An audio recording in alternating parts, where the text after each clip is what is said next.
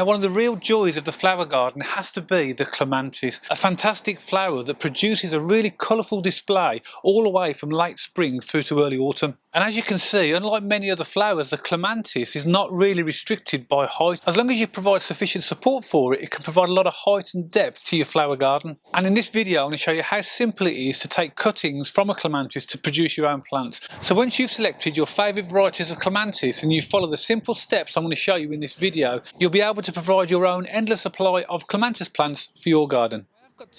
Now, I've currently got two varieties of Clematis in my garden which are fantastic. The first one is this one called Josephine, and the other one is a variety that we've selected and recently bought to take cuttings from, and that is this one here, and that is called Nelina. You can see the contrast in the colours between the two. You've got deep purples in this one and you've got more of the pinky white colours in those, and that's going to provide us with a really good contrast of colours for our Clematis. Now, for the purposes of the video, I'm going to take cuttings from this one here, which is the more established plant. Now, we've had this plant just under 2 years, and when we first got it, it was round about 3 to 4 feet high, so probably round about that big. And as you can see, it's a lot more established now and growing across a frame. Now, if you were to buy Clematis, they can be quite expensive as plants, so producing your own is going to save an awful lot of money. I have now a little bit more spare space in my garden where I'd like to plant some more Clematis, and that's why I'm going to take the cuttings today and show you how to do it.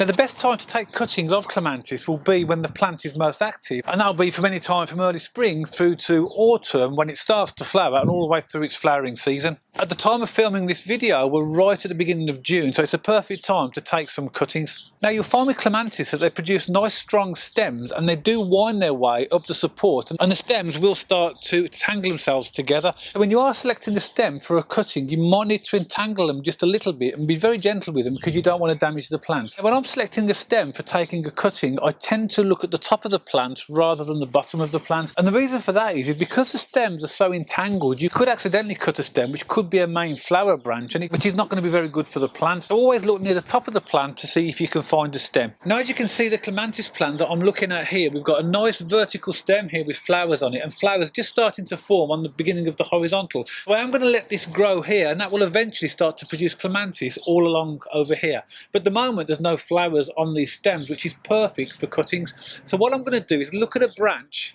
and just entangle it just gently and pull it loose, and that looks absolutely perfect.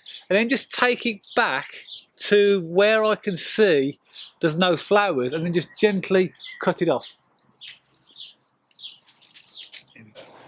And there we have a nice stem that's going to give me a number of different cuttings. No detriment to the plant whatsoever. This will continue to grow and continue to produce stems and continue to produce Clematis.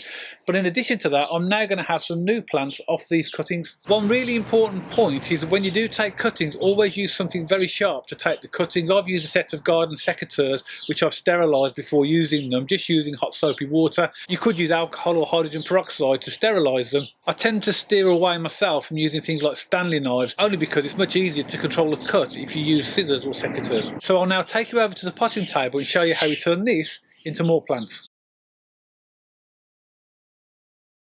Now, to prepare our Clematis cuttings, we just need one or two things. Obviously, we're going to need the cutting that we've just taken. Now, if you've got decent sized cell trays, you can put the cuttings into cell trays. But because these are Clematis and the stems are a little bit larger than some other cuttings that you might take off other flowers, I tend to go for pots. I'll use these type of pots here, 50mm by 50mm squared, and I'll estimate around about 100mm deep. You can go slightly shallower than that, but I find that it gives more room for the roots to grow. What you'll also need is suitable compost for the cuttings. For Clematis, I tend to use multi-purpose compost mixed with a bit of vermiculite, which you can see here. And as you can see here, I filled this pot with the compost with just a handful of vermiculite. The vermiculite helps to retain moisture in the pot, so when you water, the moisture stays there longer, which is good for the growth of cuttings. But if you haven't got vermiculite or perlite or anything like that, then it's still okay to do the cuttings without it. I just happen to have a spare bag, and therefore that's why I'm going to use that. You can also buy more expensive seed and compost mixes for seedlings and cuttings, and I have a bag of that here, but I'm not going to use that for this particular cuttings. And I don't recommend you go out and spend lots of money on specialist compost, because as we know, they can be expensive. All you need to do is find a good multi-purpose compost, and if you find it to be a bit grainy or bitty, just put it through a sieve, and that'll be perfectly okay for your cuttings.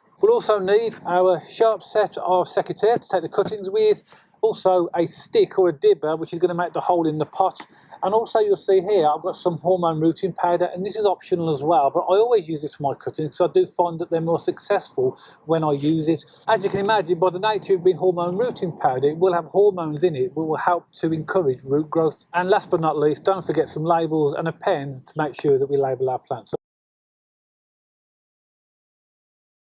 Now, when looking at a clematis cutting, the important bits are where the leaves meet the stem. These are called nodes, and that is where most of the growth hormones are, and that's where the roots are going to grow. So in order to take the cutting, we very simply go to one of the nodes, which is the junction of the stem and where the leaves come off it, and we're going to take our sharp secateurs, and we're going to make a diagonal cut round about 1.5 to 2 inches below the node. Now, I always take the cuttings with 2 nodes on them. So then what you want to do is you want to go to the node above and take another cutting round about 1.5 to 2 inches above that and just cut it off.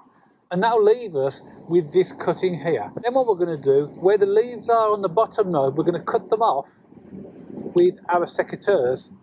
And I always recommend cutting them off rather than trying to pull them or strip them off, because what you'll find sometimes, if you try and rip them off with your fingers, sometimes you might peel away the skin of the stem, and that could make you more vulnerable to fungal diseases. Then what we're going to do is we're going to cut one of the leaves off and just leave one on the node above. And then I'll just ensure that there's 2 leaves remaining, so I'll cut another one of the leaves off. That will be my cutting there, and as you notice, I've got a node here and a node here with some leaves on it. You must bear in mind that the purpose of doing the cutting is to try and encourage roots. So we don't leave too much growth or leaves on the stem. We want all the energy to be focused on producing roots. Therefore, 2 leaves will be absolutely fine. And we do need the leaves for photosynthesis. That is the way in which the plant will feed itself. So there we have our cutting. Now, as previously mentioned, I've already prepared a pot ready for the cutting. But just to show you how to fill the pot, if I just move the cutting out the way at the moment, all you want to do is put your compost in the pot gently and tap it down. And then as it starts to sink, just gently fill it up again. What you don't want to do is compact the compost or over-compact it. You want a little air in there to give more room for the roots to grow. And that's the way you'll fill your pot up. Then what I'll do is I'll get my little stick and put a hole in the middle, near enough down to the bottom, just give enough room for the cutting to go in. Then I'll take my cutting and at its base where I've made the cutting, I'll get my hormone rooting powder and I will dip the end into the hormone rooting powder and give it a reasonably good covering. Then what I'll do is put the cutting into the hole and then gently just push around it, but not overly compacting it, just giving it a bit of pressure, and then slightly top it up with loose compost. And that's my cutting ready and done. Then all we need to do is water the cutting. So when you're watering, try not to use a watering can. I've adapted this old milk carton and just drilled some holes in the top. And all I do is just give it a bit of a soaking and let the water settle. Now, the ideal conditions for these type of cuttings is temperatures between 65 and 75 degrees Fahrenheit or 18 to 24 degrees centigrade. So there's 2 ways you can do this. One is that I could put a clear transparent plastic bag or food bag over the top and seal it. Or the other option, which is what I'm going to do, is put it into a lightly heated propagator. But if you don't have a propagator, that's okay. You can just use a plastic bag method. What you really don't want to do is put these cuttings in direct sunlight, because that will allow them to dry out too quickly and you'll find they probably won't be successful. So they need a warm, nice, humid environment that's not in direct sunlight. Now, I did take some clematis cuttings about 2 weeks ago, which I have here.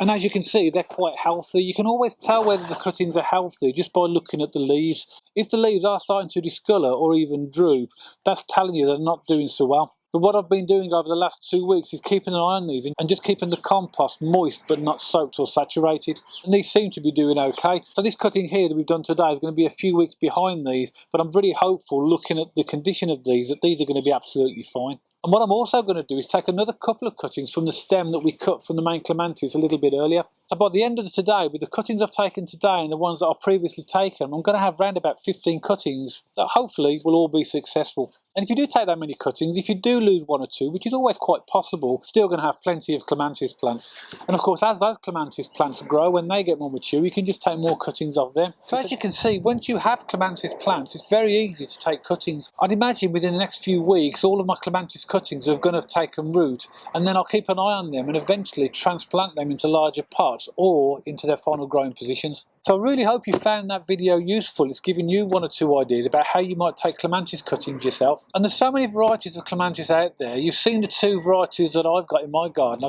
And if you'd like to share your suggestions for your favourite varieties of clematis, then please add these to the comments below the video, and that might give me some inspiration for varieties that I might grow in the future. But I do hope you've enjoyed the video, and if you did, don't forget to give it a thumbs up. And if you want to subscribe to the channel for future videos on how to sow and grow fruit, veg and flowers, and one or two recipe ideas, don't forget to press the subscribe button. I'll see you all on the next video.